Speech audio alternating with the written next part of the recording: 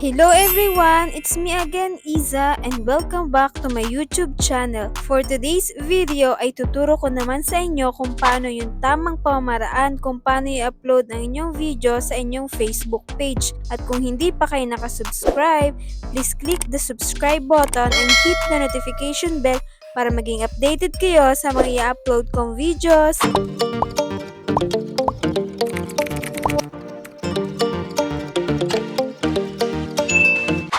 Magsisimula tayo by clicking your Creator Studio. At kung wala ka pa, pwede mo ito i-download sa iyong Play Store. Since meron na naman ako at na-download ko na, i-click ko lang tong Creator Studio. At after mo maklik, ito na ang lalabas sa iyong dashboard. Kung marami kang page, i-click mo lang tong home at lalabas na dito ang mga page na kinreate mo. At ito ang makikita mo sa iyong dashboard. Nakalagay din dito ang page performance at recent posts.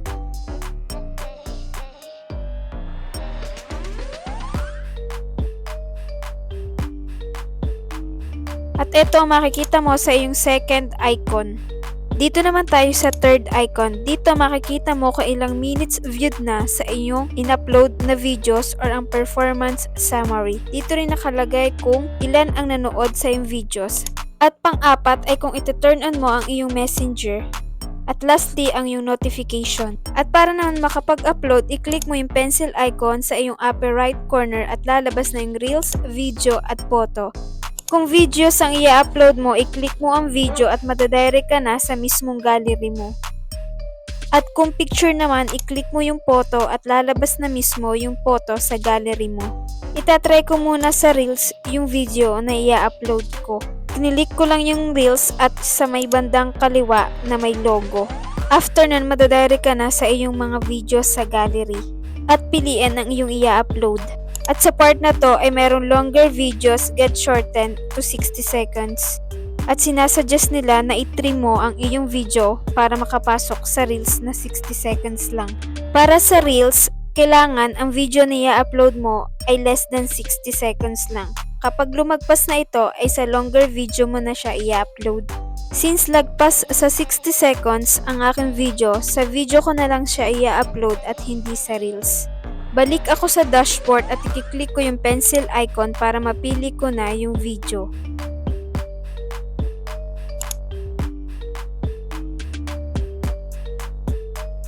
After maklik ang video na i-upload mo, lalabas na dito yung paglalagay ng thumbnail. Pwede ka rin maglagay ng video title. So yun sa akin, ito yung nilagay ko.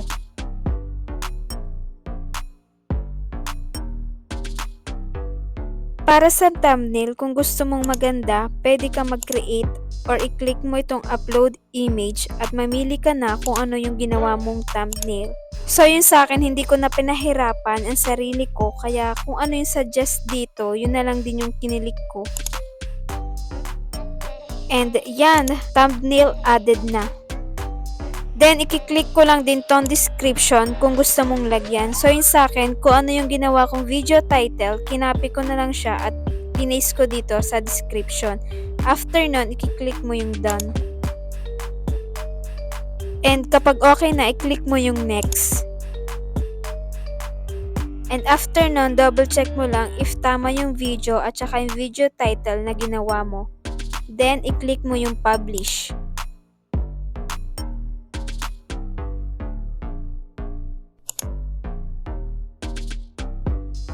Balik ako sa Creator Studio sa aking dashboard para ma-check if na-upload na yung video. And yan, okay na, na-upload na siya. At ganun lang kadali. Ito ay para sa mga hindi pa monetize na Facebook page.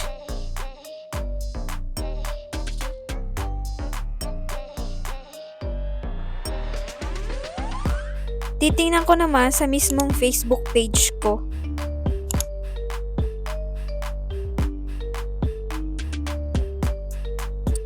And here it is, napakadali lang mag-upload sa inyong Facebook page. At pwede mo pa rin naman i-edit ang iyong caption. I-click mo yung 3 lines sa taas. At i-click ang edit post. At pwede mo nang baguhin ang caption.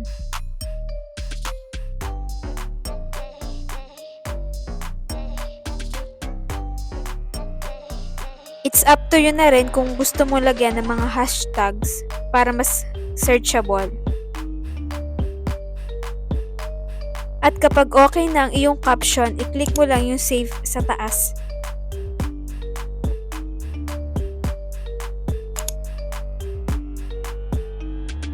And yan, nabago na ang iyong video title sa iyong in-upload na video. So that's it for today's video. Ganun lang kadaling mag-upload sa iyong Facebook page. Ang pag-upload na yan ay para lang sa mga hindi pa monetize na Facebook page. At gagawan ko na lang ng separate video kung paano naman mag-upload sa monetize na Facebook page. Kung meron pa kayong mga katanungan, pwede kayong mag-leave ng comment sa comment section.